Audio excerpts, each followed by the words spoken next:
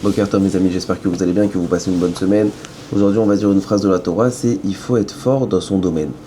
En règle générale, une personne elle est forte dans un domaine spécifique, à part s'il naît avec des dons surnaturels qui peut se concentrer sur plusieurs choses en même temps.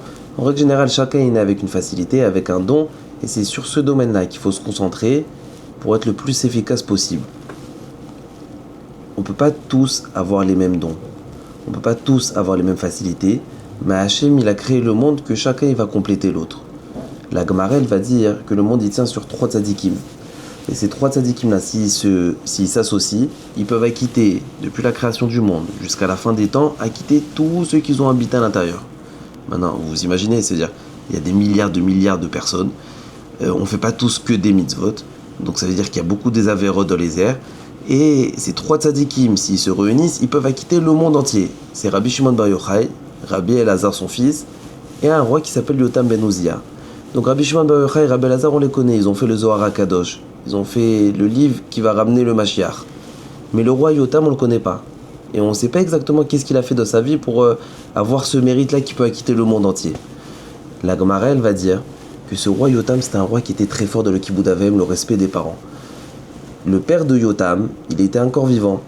C'était un roi qui avait la lèpre. Et c'était pas très représentatif pour le palais que le roi il a la lèpre. Donc dès qu'il y a des rois qui viennent ou dès qu'il y a des gens importants qui viennent, ils regardent le roi, il a la lèpre, donc c'est pas beau, les gens ils sont pas à l'aise. Alors le roi Uzziah, il a décidé de se mettre de côté de son vivant et mettre son fils Yotam à sa place.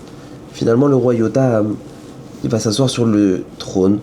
Il va voir que les gens viennent chez lui, il y en a qui viennent lui poser des questions sur l'économie, sur faire des guerres ou pas faire des guerres. Et le roi Yotam il dit normalement ce kavod, c'est pas moi qui dois l'avoir, ça doit être papa. Ça doit être lui, le pauvre il est à l'hôpital, il se fait soigner, mais c'est pas à moi de prendre les décisions.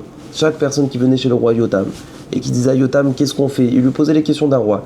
Le roi Yotam il disait écoute, moi je suis pas le roi, moi je suis ici, je suis assis ici, je suis juste je représente le roi, mais c'est pas moi le roi.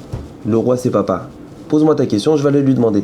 Et c'est comme ça que Yotam il a fait pendant toute la période que son père il était malade. Le roi Yotam il prenait pas les décisions, il allait chez son père et c'est le père qui prenait les décisions. Donc le père automatiquement il se sentait bien parce que voilà il se sentait toujours le roi. Qu'est-ce qu'on apprend d'ici? On apprend d'ici que Rabbi Shimon Bar Yochai et Rabbi Elazar, les deux ils peuvent acquitter le monde. Pourquoi? Parce qu'ils ont fait le Zohar HaKadosh, ils étaient forts en Torah. Mais Yotam, il n'est pas moins bien qu'eux. C'est vrai qu'il était peut-être pas aussi fort en Torah qu'eux, il n'a pas fait le Zohar, mais il était fort de sa mitzvah de Kibbout Avem. Étant donné qu'il était fort de sa mitzvah, il fait partie de ceux qui peuvent acquitter le monde entier. Être fort dans notre domaine. Bonne journée.